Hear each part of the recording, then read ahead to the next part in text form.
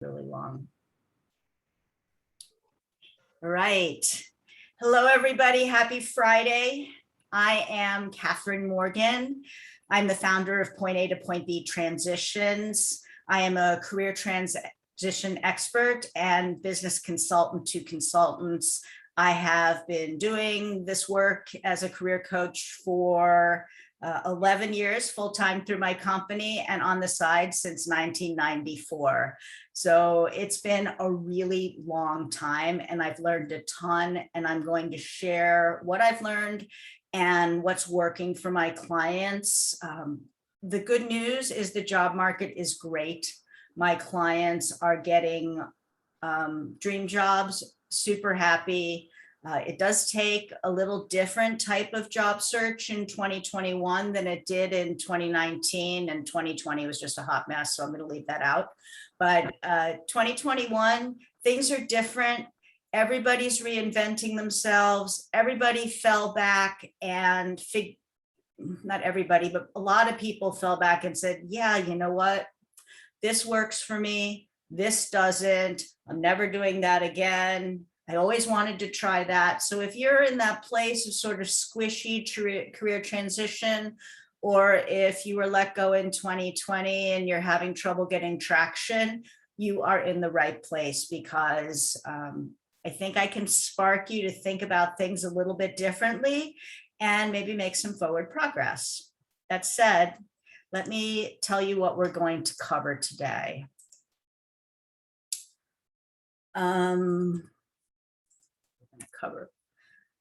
So congratulations for getting here, because you are definitely not alone. And I know there's a zillion other things to do with your time, and it's a big time commitment for this webinar. I don't take it lightly. So you may also, if you were let go of your position, you may feel a little bit, I don't know, wondering how to talk about it. You may feel relieved. Like, it's funny, the depth and breadth of emotions that we can feel in either active career transition and sort of noodling about what we might want to do. And I always ask people if congratulations or condolences are in order when they've separated from the company for whatever reason, whether they've quit or whether they've been let go, because a lot of times you feel relief. In a layoff, as disruptive and disturbing as it can be, because your financial situation may go,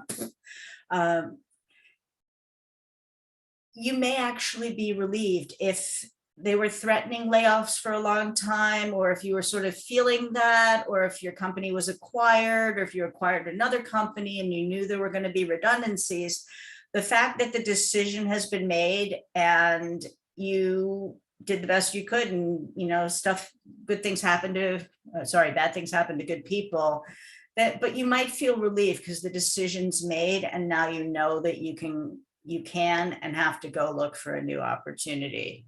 But if you do feel relieved, you also may feel a little bit guilty about feeling relieved, especially if you were in a toxic work environment. You'd be like, oh my God, I haven't slept this well in 6 months. So you might be experiencing any and all of that. Here's what we're going to cover. We're going to reframe transition, because I have a slightly different take on it. I will not blow sunshine and roses. That's not me. I'm tactical. I am practical, but I will try and get your mind looking at it from a little different point of view that I think is more helpful. We're going to explore the new world of work, because guess what? Everything's changed. We're going to talk about the roller coaster of job search, because it is. You can feel like this. You crushed your interview. You got a rejection letter. You found your dream job. They have a hiring freeze. Like, geez. But if you know some tools and tactics, you can sort of go like this instead of like this. And my best advice, having done this, like I said, for 11 years and on the side for a really long time, how to have an easier transition. Does that sound good to everybody? Anybody have, yeah, the squishy place, like, it is squishy. If anybody has something they'd like to ask me right now, sounds good, sounds good, all right. I'm gonna change this to speaker view, and we're gonna dive in. After each section, I'm gonna come back and take your questions. If it looks like we're gonna be doing it mostly in the chat, so that's fine. I won't attribute to who's saying it to keep you anonymous, so that's good. And then I don't have to mess around with the recording. Ooh, speaker, that's not right. View. Gallery. All right, so I'm going to go back to the presentation. Here we go.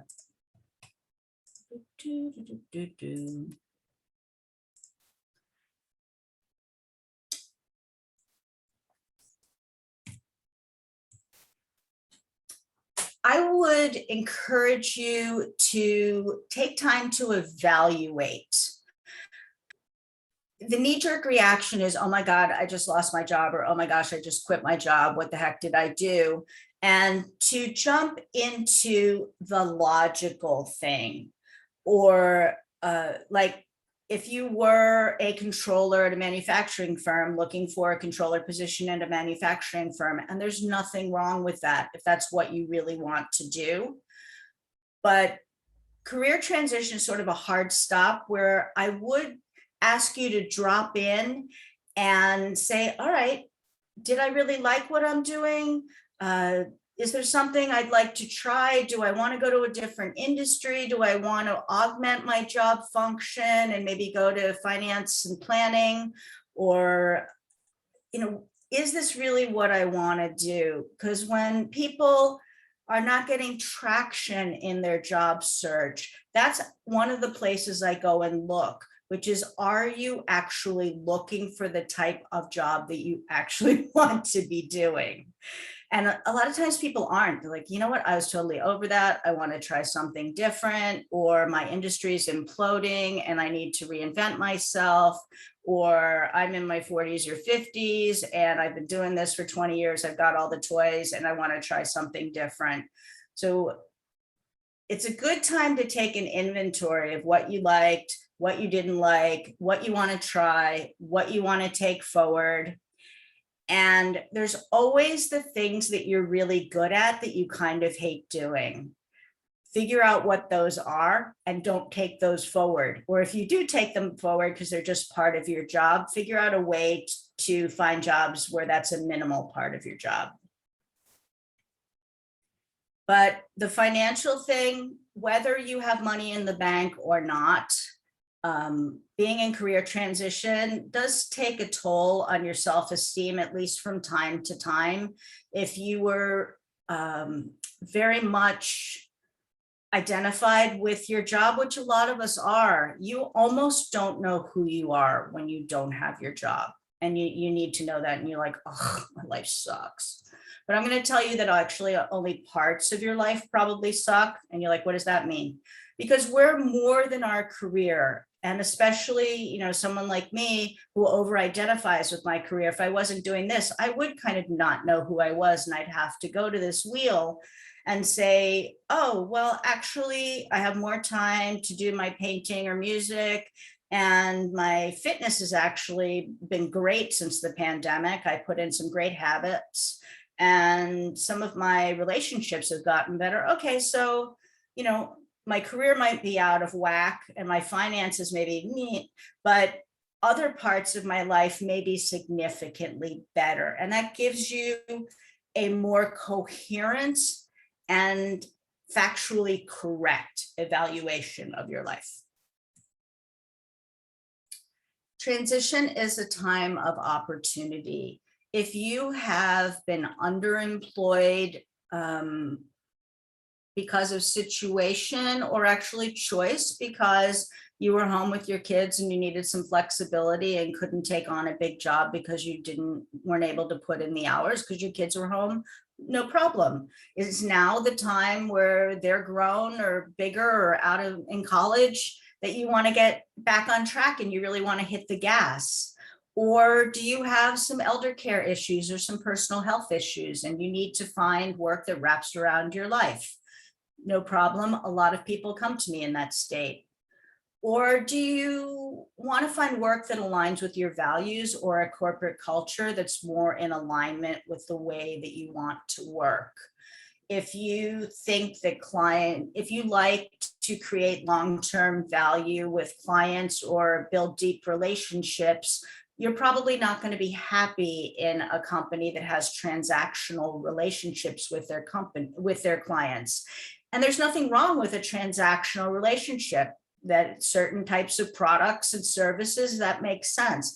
But if that's not the way you like to do business, you won't be happy there because it's not aligned with your values. No judgment on which way you go to market. It's not that kind of a right or wrong thing. It's what's right for you. So here's what I call transition: the squishy, rich, primordial stew of infinite possibility. And I was giving this presentation in person when we could do that. This woman raised her hand. She goes, "I've got the perfect picture for you." And she did. So shout out, thanks to you, Marianne. I love this picture because it's her son and he's in this mud puddle and looking for frogs or whatever he's doing in the mud puddle. And mud puddles are squishy and they're a little smelly, but things grow out of them. Really interesting, delicious things grow out of them. So I ask you to think of transition like that. Yeah, it's a little squishy. Yeah, it's a little smelly, but some good opportunities can grow out of it. All right, I'm coming back. Love that pic. I know, isn't that gorgeous? Oh, her son is such a cutie with the ladybug. I'm like, I want that slicker. Been doing it for 20 years, want to do something different. Yep. A lot of people come to me in that space. It hits people somewhere between 45 and 55. They're like, yeah, I have all the t-shirts, I'm done. I want to do something different. But then the problem is if you're trying to identify it yourself, you may find yourself spinning. Well, I could do this, I could do this, I could do this. And it's just like, and you don't really make any forward progress. We'll talk about some of the things you can think of, but I have a free book you can download that has a bunch of exercises and it'll walk you through really latching on to what you might want to take forward and what you actually care about. Okay, any more questions? All righty, we're going back. We're diving in. The new world of work. Oh my goodness, have things changed? I'm going to tell you that as different as it was, I've been giving this presentation for 8 years. It got a serious refresh in 2020 because everything's different. You tell me what you want to create and we can map a path there. Like all the boundaries are gone, the limits are gone. Fortune favors the bold. Seriously, this is not sunshine and roses. I will tell you some stories and you'll be like, huh? Actually, first story. Client called me yesterday to check in because she said, you won't believe what happened. She was an entrepreneur to employee client. She was a private yacht chef. She flew around the world catering for people on their yachts. She had a good business, but after 6 years of jet setting around, she was tired and she wanted to come home and buy a house and dog and maybe have a kid. So she told me she wanted to go into, software sales. And you're thinking private yacht chef, software sales, how's that going to work out? Well, we did get her a job in software sales. She crushed it, got promoted within the first year and called me yesterday to tell me that she was the #1 salesperson at her company for the year. So I don't care what you want to create. You can map a path to get there because private yacht chef to Fortune 500 software sales superstar seems like an unrealistic path, but it absolutely happened. So that's the frame. We're all self-employed folks. I don't care who you get a paycheck from.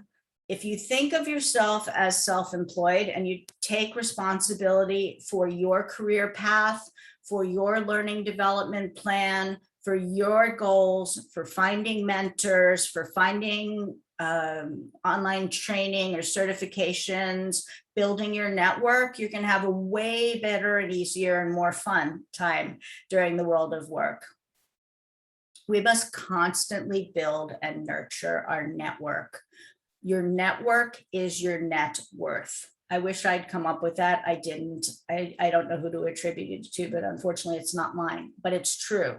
It's an absolute truth.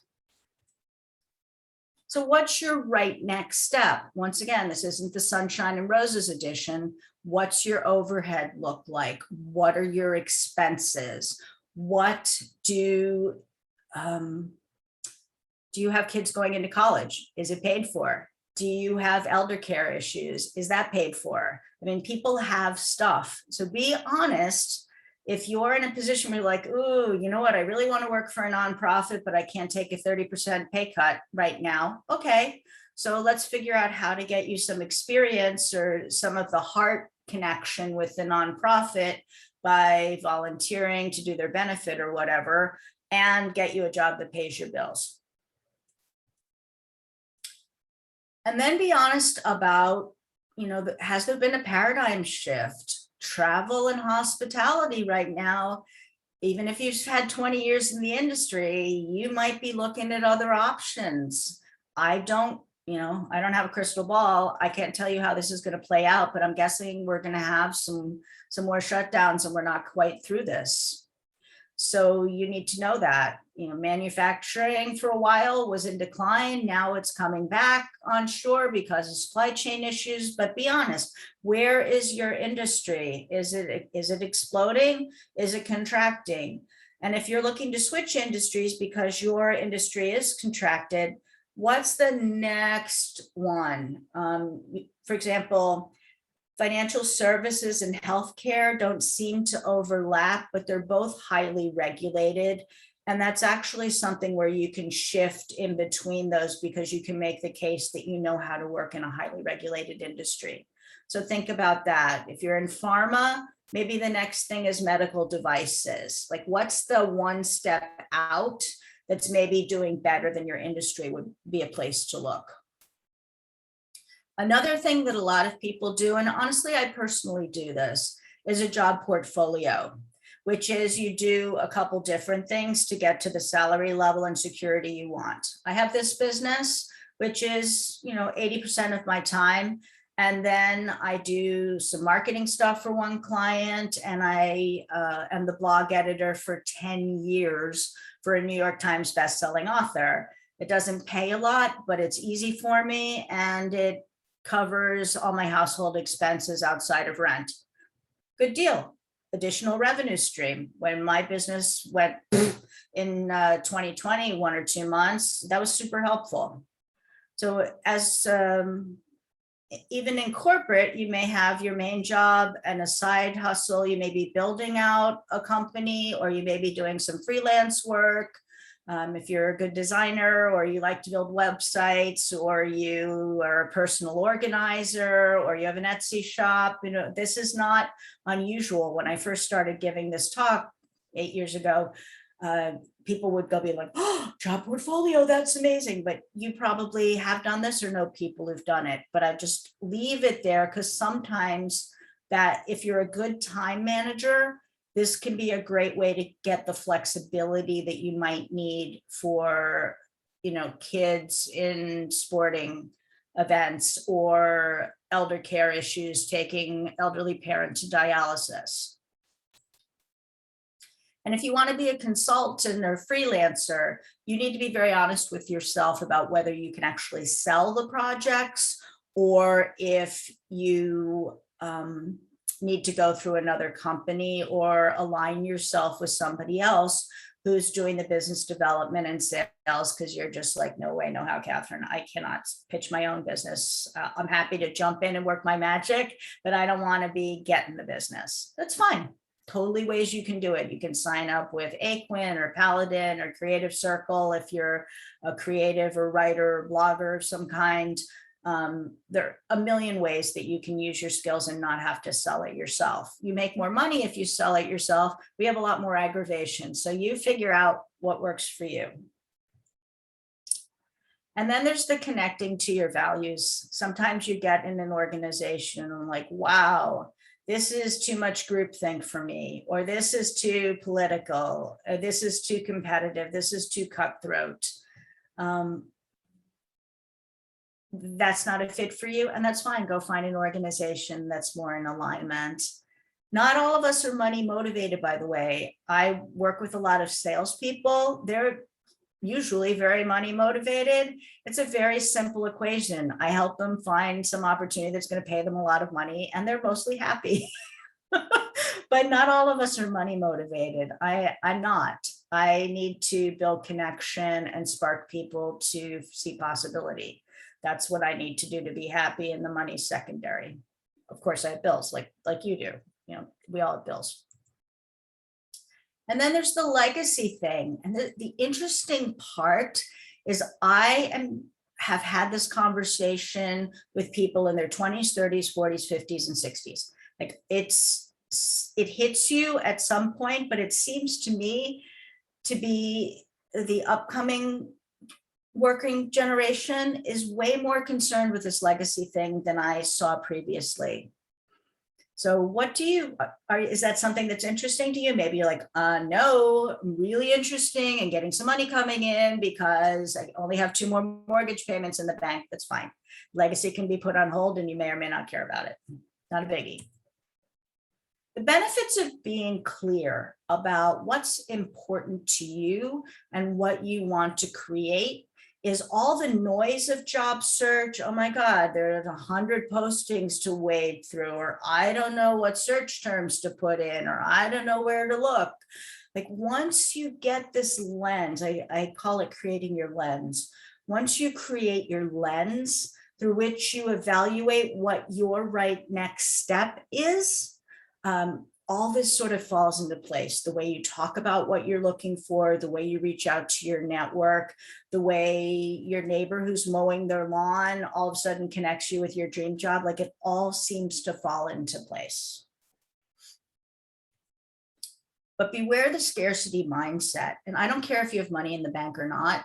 This seems to hit everybody where you don't want to spend any money. You're scared about the training or taking a vacation or making some kind of investment, or your self-esteem takes a hit, and you might even hesitate to give yourself a treat that you can absolutely afford. Watch for the scarcity mindset, because that will constrict your job search and tank your energy. So look for it. Remember that the better you feel about yourself, the more opportunities you're going to see, the better your writing's going to be, the more brave you are going to be applying for jobs. You know, it's that you have 80% of what they're looking for and 20% of what they don't. Do you apply for the job with gusto, going big with the 80%? Or you're like, oh, I don't have what they're looking for, I'm not going to apply. And if you're in scarcity mindset, you're going to be like, oh, you know what? I've never used SAP, and then go. If you're feeling good about yourself, you're like, yeah, you know what? I have most of what they're looking for. I could totally learn the other stuff. I'm applying. That's the point of staying out of scarcity mindset. And this is going to, this triggers a lot of people, but it's really important. I hear people talking about age discrimination in their 40s, in their 50s, in their 60s. Does it exist? Yes, not as much as you think. And so, for example, if you're not a size 2 and 22, you're not going to be interviewing celebs on the red carpet if you want to do that. As a middle-aged woman, I am not going to be a ballet dancer. There's just some things that are true. But if you're a white-collar worker, a knowledge knowledge worker, a brain renter, as I call consultants, you have to ask yourself, is it an age issue or a wage issue? Meaning, is your extra 10, 15, 20 years of experience worth 10, 20, 50 grand to the company? Because if a more junior person could do the job sufficiently, then it's a money issue. It is not an age issue. You're not being screened out because of your age. You're being screened out because you want to make 20, 50K more. So we need to call it what it is. And that happens a lot. So applying for jobs where your judgment, expertise in your job function, or your experience of having played in a bunch of different roles within a company, bringing a 360-degree perspective to how companies run, like whatever your superpower is, if that's valued in the jobs you're applying for, I promise you age isn't an issue. I got a message on LinkedIn from a guy who follows my work. He's like, oh, Catherine, sorry, I can't come to the webinar on Friday. I got a contract. He's like, age is just a number. I'm 71, by the way.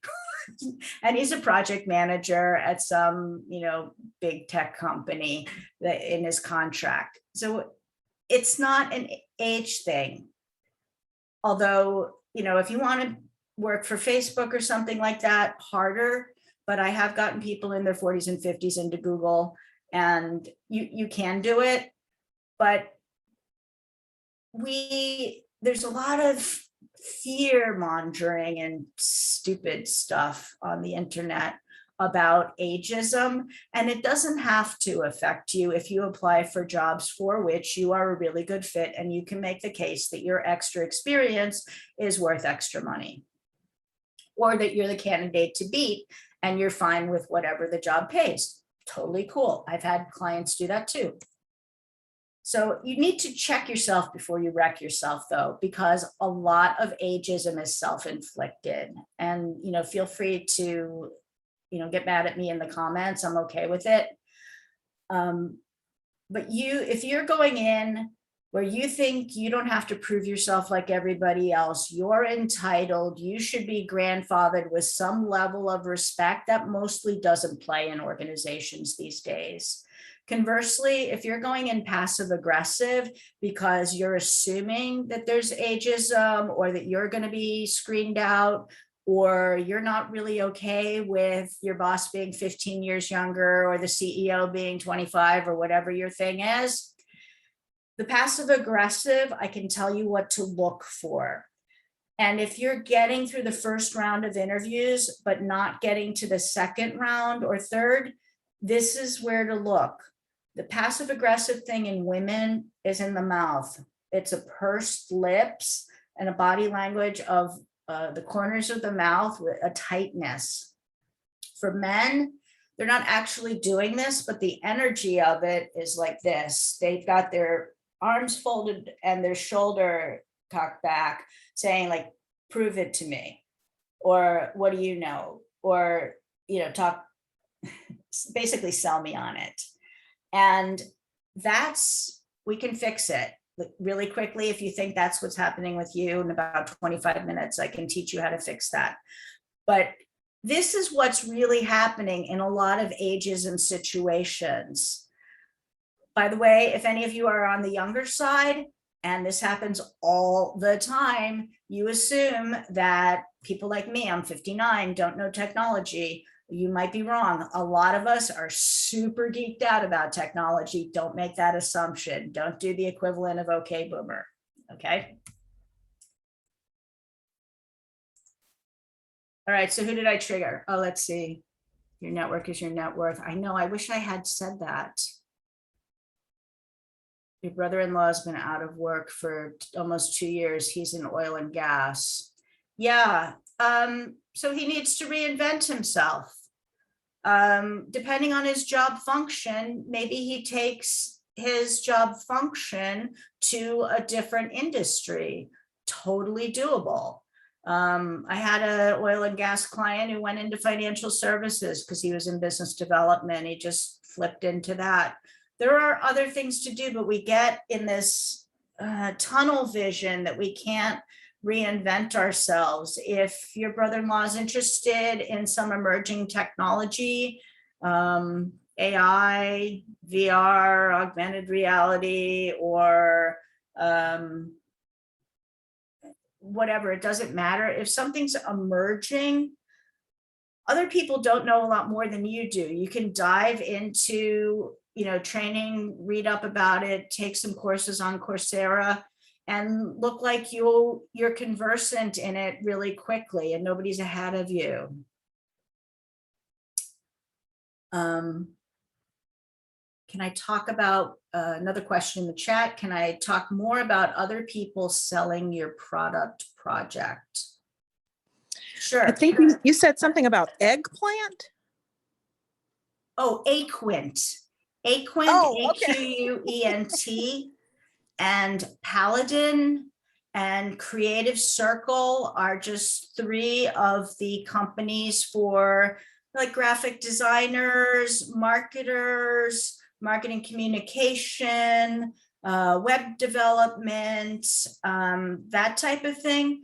A lot of times those people they love their work and they're very good at it, but they don't want to sell their own work. So got it.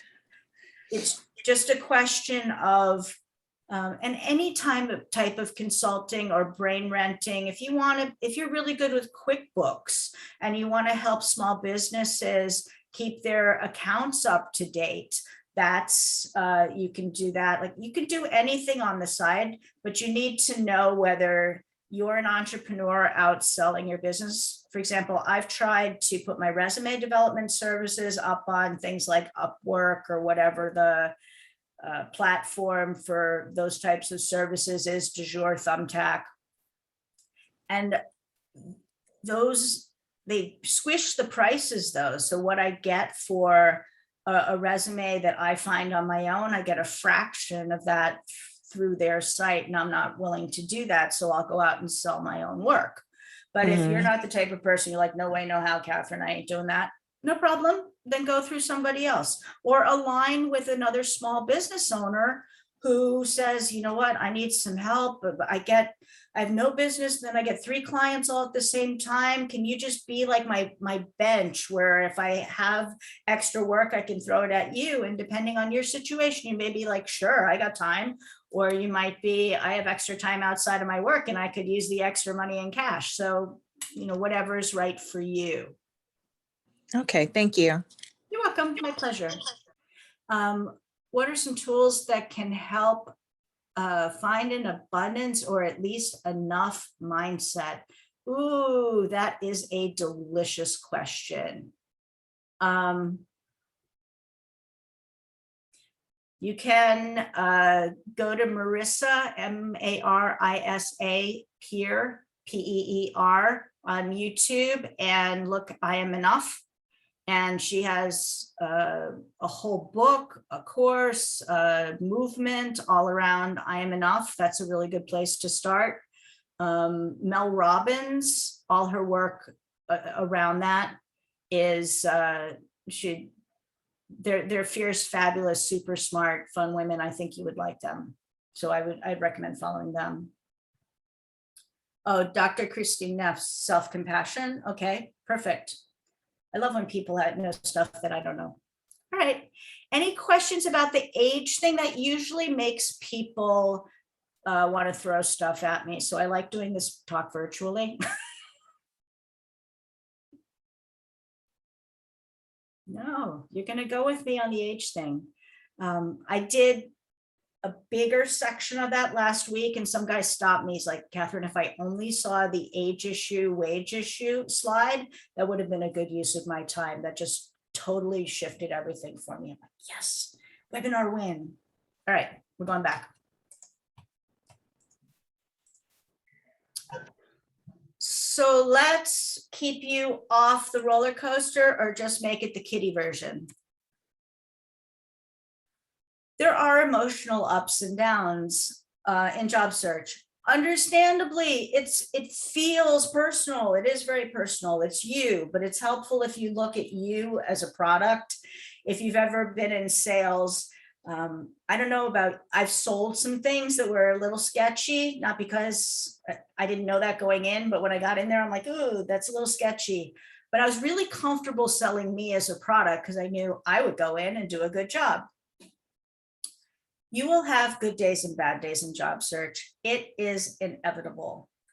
And when one client called and was really quiet on the phone, and I had to coax her into, how are you, what's going on? And she confessed that she was a little depressed.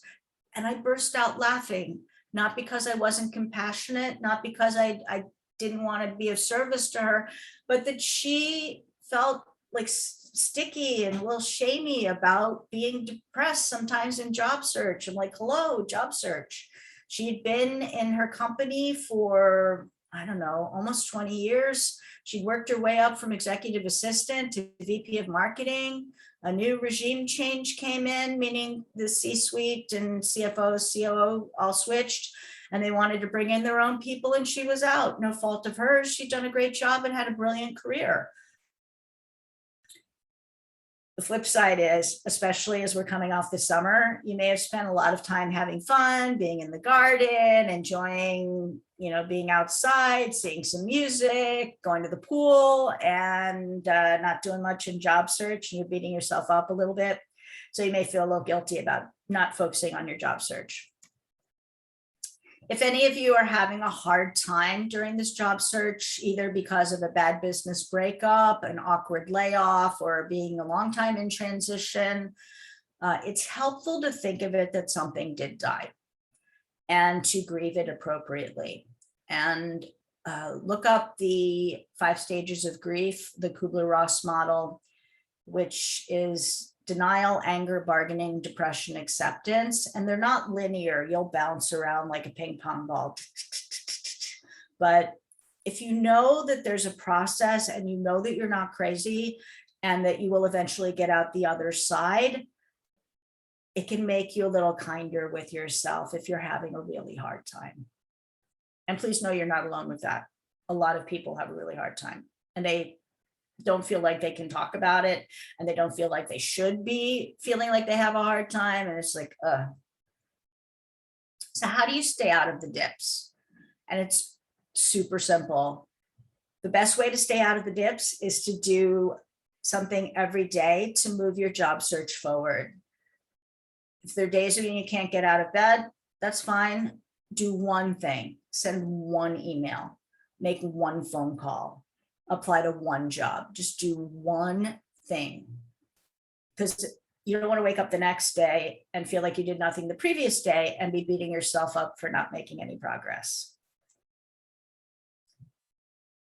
And you can totally reinvent yourself, learn something, take courses, have informational interviews, depending on where you are in the country.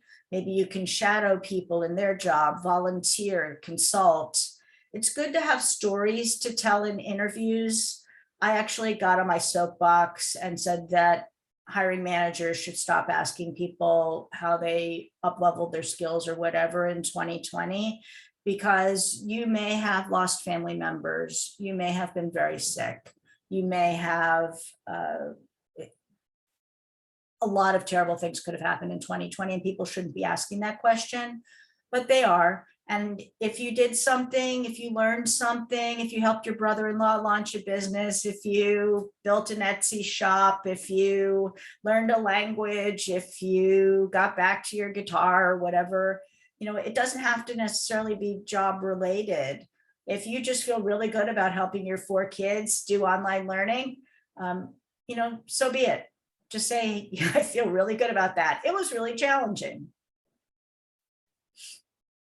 Informational interviews can save you from investing in something you don't want to do. I had somebody in one of my talks tell me that she thought she might want to be a nurse because her husband was a nurse. She was a CPA, public accountant, and she needed to take some training to keep her certifications valid. And she's like, I don't know if I want to do the continuing ed, it's some work, ugh. Maybe I don't want to be a CPA anymore. So she went and shadowed a friend with a family, not her husband, for half a day at a hospital. At the end of that half day, she couldn't sign up for those continuing education credits fast enough. She's like, I am so not a nurse. I took some prerequisite courses at community college. I was good at the science and stuff, but I do not want to be a nurse. So there you go. She saved herself, she probably would have done great in nursing school. And then when she got out into the job, she might not have been happy. And I think everybody's an expert these days, no matter what you do. You have a point of view on something, your job function, your industry, how to write, how to manage, how to lead, it doesn't matter. You have a point of view on something. And I highly recommend that you share other people's content with your 2 cents on top of it. If you're not an individual content creator, if you like to write or you like to do video, post your stuff. It makes you look, shows people how you think. And a lot of times, depending on the jobs you do, they want to know, your future employers want to know how you think. And every person who interviews you for a job is going to look you up on LinkedIn and Google. And you might want to leave some breadcrumbs, I call it, about your messaging and your best value and your skills and what you care about. So keep it positive, keep it professional. Unless you're playing in the mental health space and you want to talk about some really sticky stuff, which I do. You can do that too, no problem. But think of yourself as a thought leader no matter what you do, because chances are you are. Another way to stay out of the dips is to stay scheduled. Work will expand to the amount of time you give it. If you have 90 minutes to do 1 or 2 letters, that's probably not the right amount of time. If you had given yourself 3 hours, I would call you 2 hours and 45 minutes in and you've done nothing. Make sure you use your calendar, put your tasks in there, and keep them to more or less the right amount of time. If you're notorious for not giving things enough time, add a little buffer, but don't assume that. Don't give yourself more time than you actually need, because you could get this done in less time and then go have some fun. And in job search, you also have these things that when you were in your job, you probably wanted to do around the house or personally or hobby-wise. Do some of that too, to keep yourself sparked and give you something you can control. It's a good time to, cook or eat healthily or start a new exercise routine or do a purge of your closet, reorganize the office. I could do all of this stuff, seriously. But keep looking for a job, because those of you who like to have control get a lot of payback emotionally and brain chemical wise when you're doing something and you're like, ooh, off my checklist, ooh, off my checklist. And then job search is sort of feeling like you're hurling things out into the void and maybe not getting any response back. And you're like, but it's so juicy to be able to go and organize the kitchen cabinets, and then they're beautiful and you feel really good. So the trick is to strike a balance between what you can and you can't control. You can't control when the recruiter is going to call you back, but you can control reaching out to them every week to find out what's going on with that job.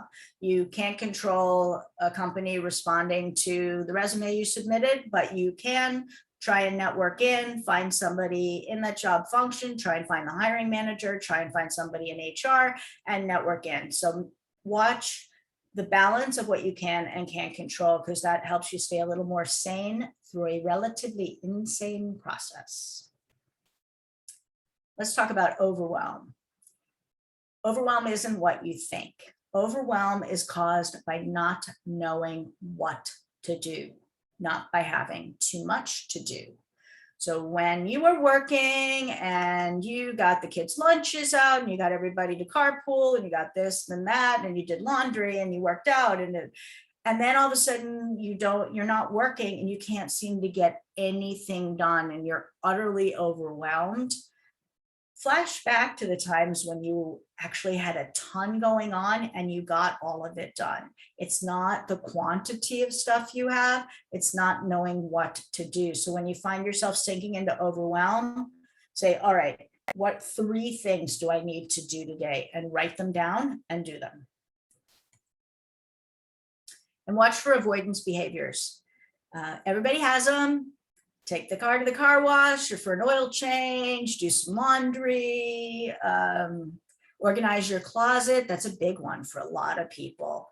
And you will find yourself engaging in avoidance behaviors when something's scary and tedious, and few things are more scary and more tedious than job search. Yeah, excessively long emails, extra webinars, except this one. Watch yourself. You know what your avoidance behaviors are.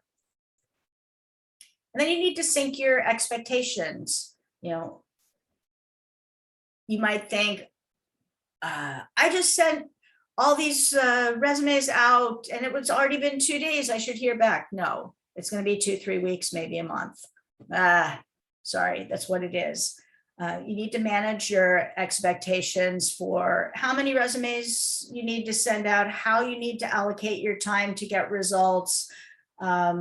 If you're aiming for a certain salary level versus, if you're aiming for, 60K, might be a faster job search than, 120K. Not a, it's a more bigger investment for the company. So not surprisingly, it might be a longer job search. Okay. What do we got here? Right.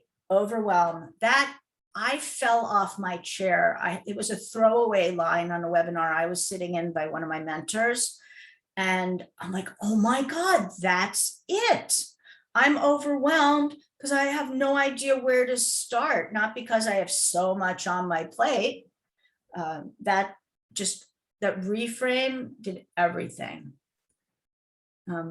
What's your avoidance behavior? Mine's YouTube videos. I'll just cop to it.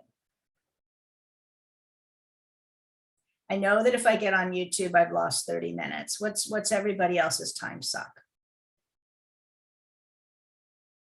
TikTok. Ooh, that's a good one. Webinars. Yep. And you can think that that's a good way to spend your time. Yeah, YouTube, video games, webinars. I love a good webinar. I'll jump on a good juicy webinar and be really happy. I actually spent last Sunday on a 7-hour webinar about something, but I would say that it was a good use of my time because I was fascinated. Like it really sparked my brain and I was very happy to stay on my 7-hour webinar, even on a sunny Sunday. So, that's okay. But there are times when it's a block and I tell myself, no, bad career coach. You should be doing some selling, not trying to, learn more stuff. It's very intoxicating. There's so many black holes that you can spend your time. So watch for your avoidance behaviors. That's all I'm saying. I have them. I'm not blaming anybody. All right. I think we're in the home stretch. How to have an easier transition. Ooh, this is juicy. Is looking for a job a full-time job? No, it's not. With one caveat. When you're starting your job search, there's a lot to do. Your resume, your LinkedIn profile, learning to answer interview questions, figuring out what you're looking for, getting all your searches set up, going through a backlog of 3 to 4 weeks of job postings and getting current with that. So maybe the first month, there's a lot to do to get yourself lined up for success. After that, incrementally, there is not a full-time job doing it. Wall in 90 minutes, 2 hours. If you're one of those people who's like, no, that's not enough time. Okay, maximum 3 hours. Seriously, there's not more than 3 hours to do, even with face-to-face networking, even with attending association events, even with, whatever you might be doing. It's not more than 3 hours of time a day. And then go do something else, recharge, refresh yourself. It's just not a full-time job. And if your job search for whatever reason takes an extended amount of time, you will literally lose your mind trying to spend all day, every day in job search. It's just a recipe for clinical depression, and I do not recommend it. That said, here's how you allocate your time. If recruiters are an option for you, depending on your industry and your job function, may or may not be appropriate. Say only 10% of your time. Recruiters won't do your work for you. I wish they could. I wish they had in my career. But it's a small amount of time. 20% online applications. And some of you just said, what? I'm spending 100% of my time on online applications. Well, it's very hard to differentiate yourself as a piece of paper or, a PDF in the cyberspace. Very hard.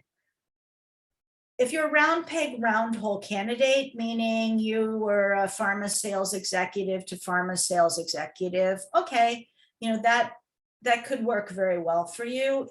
If you're not exactly a round peg, round hole candidate, online applications are hard. You need to do, well, in any case, you always want to try and do the extra work of finding HR, finding somebody in your group, finding the hiring manager, getting referred in, having your brother-in-law make a phone call to their former boss from 10 years ago, whatever it is.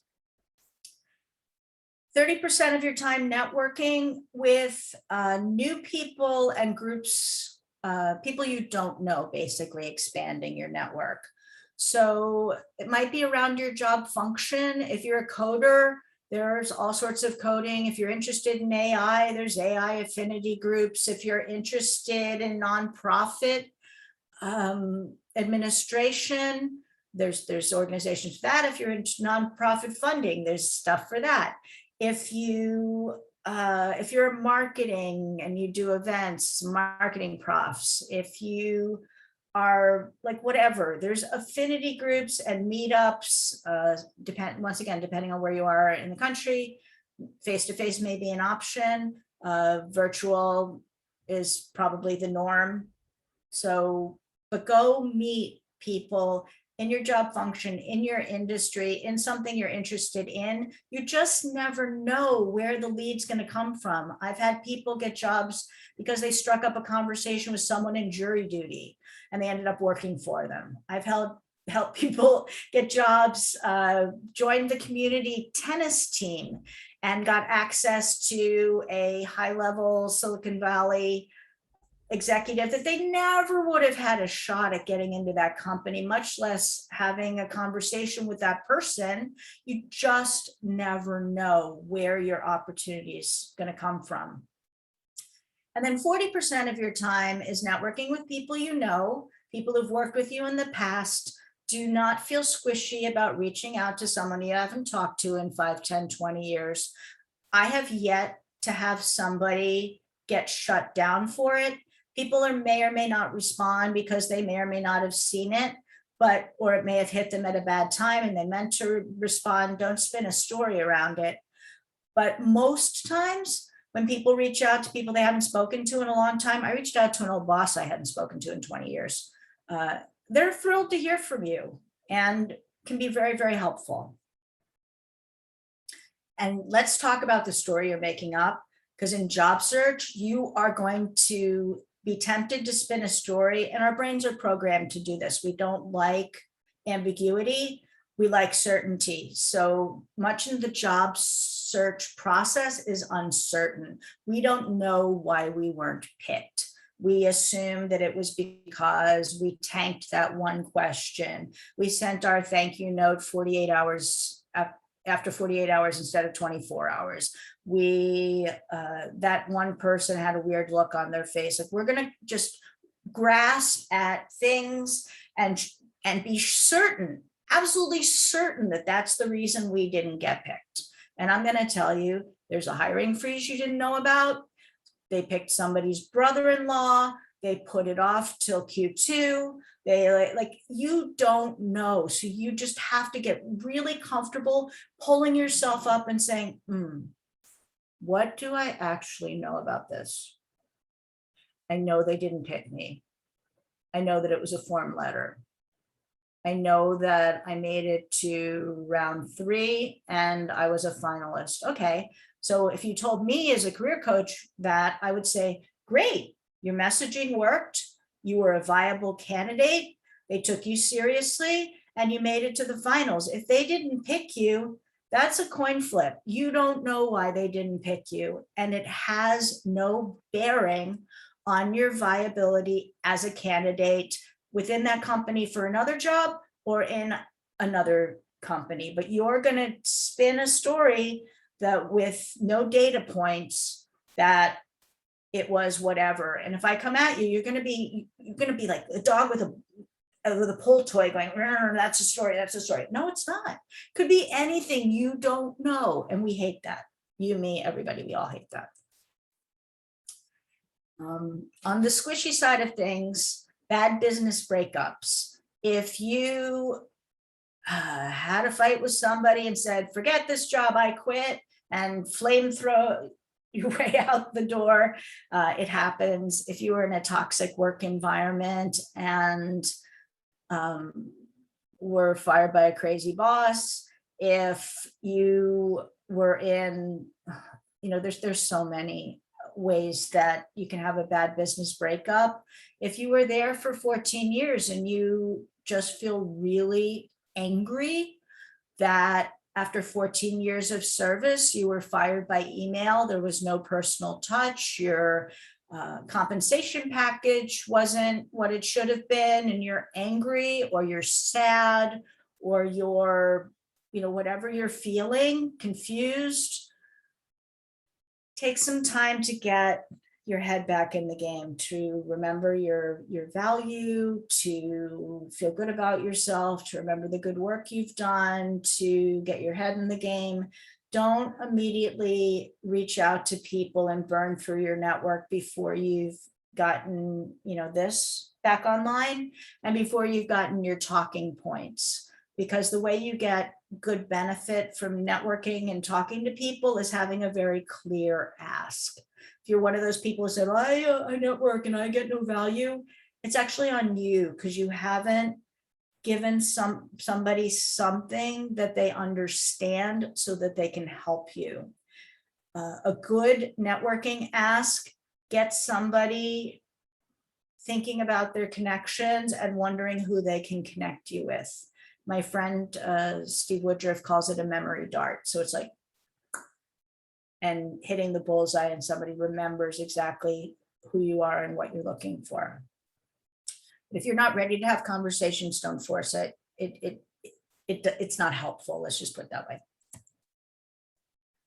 So for a good transition, get a buddy to help you with it. I recommend staying away from working with a romantic partner or with family member. That puts strain on the relationship, even if they've been in HR or a recruiter, especially if they've been in HR or a recruiter.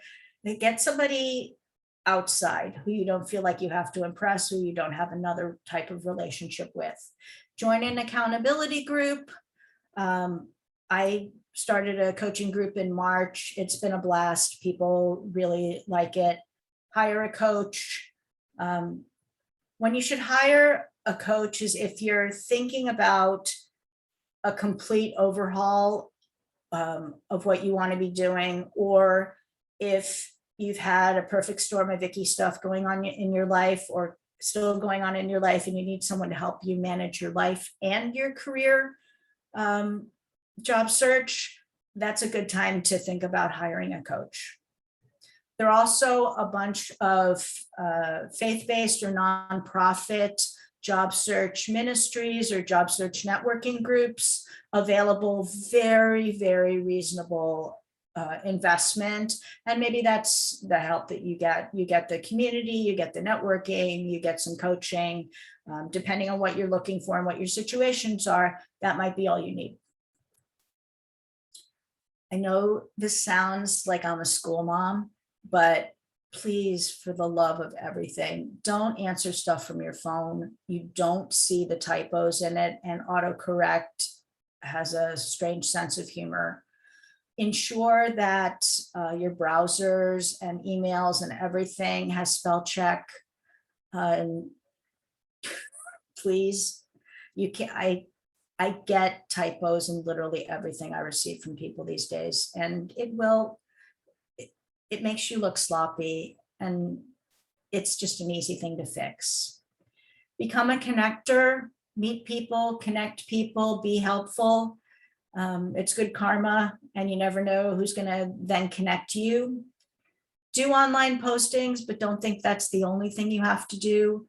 A lot of jobs are not posted, especially if you want to work for a small to mid-sized company or a small nonprofit. They just don't have the HR support to do a real job search. They can't wade through 500 resumes. So they're going to fill it through their network, friends, family. Make sure that people know what you're looking for so that you can be top of mind and be the one that they refer. I'm sure you know about the consolidator sites, Indeed, Simply Hired, ZipRecruiter, in addition to LinkedIn or whatever else you're using. Don't do your own resume. I don't care if you're a marketer. I don't care if you're a great writer. Work with someone. Resumes are a very specific kind of document, and you'll be either too cryptic, not giving someone enough information, or you'll gush and people get word salad and won't understand what you're saying. I've been doing resumes since 1994, like I told you, and I pay someone to do mine when it needs to be updated because I can do yours, but I can't do mine. I follow my own advice on this one. Don't let your partner or relative coach you. It's a recipe for fights. Just don't do it. You'll have the unhelpful friend, family member, parent who is fear-mongering you and telling you to just take something, get your foot in the door. Oh my God, you'll never get hired in your mid-50s. I remember my friend who got hired at 71. Just not true. I've helped a lot of people in their 50s and 60s get jobs. Set your boundaries with them. Tell them you're working on your job search.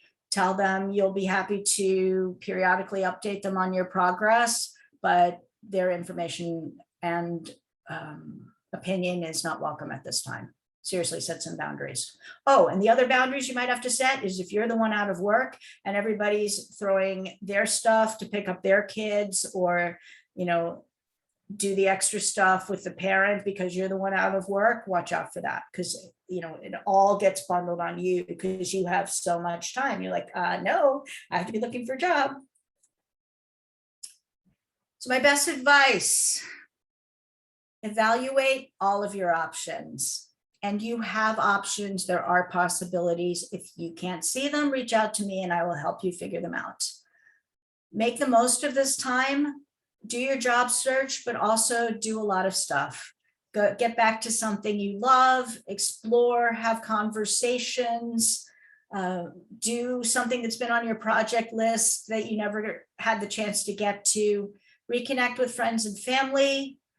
And if you get in a bad headspace, it's going to seem counterintuitive, but go help somebody else. First of all, the brain chemicals of giver's glow and what it dumps in your brain is a refresh, and it's very hard to be in an icky mindset and being of service.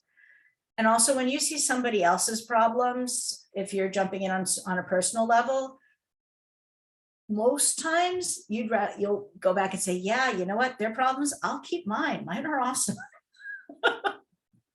And if you want to have a good job search, if you want to evaluate opportunities, if you want to show up as your best self in every situation along the touch points of this path, be extra kind to yourself.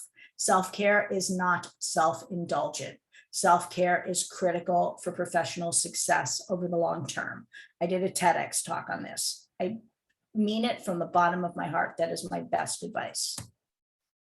And if you're like, I have no idea what I want to do, Catherine, download my free ebook. It's got a bunch of worksheets in it. We'll walk you through what you've done, what you like to do, what you want to take forward, some peak moments. And it's fairly entertaining. I've gotten thank you notes from around the world. It's been downloaded over, I think, like 2,700 times. And that's me. So I'm going to come back and ask you how that was. Was that helpful? Yeah, 70% networking. Two different kinds of networking. 30% for associations, people you don't know. 40% reaching out to people you do know. And I recommend targeting people, having a list of 10 to 20 organizations that you would love to work for. You know, Angie, I know that you're there in the nonprofit arts, so there must be organizations who are doing great work who you would love to work for, either in person or remotely. Do create a like, oh my God, I love what this organization is doing, how they're serving the community, or the types of creative work that they're putting out there. I would love to have an operations role with them. Put together a cold outreach about why you're interested in helping them with their operations. Reach out to the head and see if they need some help. Fortune favors the bold. Really, there are no more rules anymore. Just have conversations, reach out. You never know if they didn't post something publicly, or if something is scheduled for the next quarter and they didn't know someone like you was available and they can move it up. You never, or if somebody's going on maternity leave and they haven't thought about transitioning the responsibilities, you just never know. Oh, thank you, Joseph.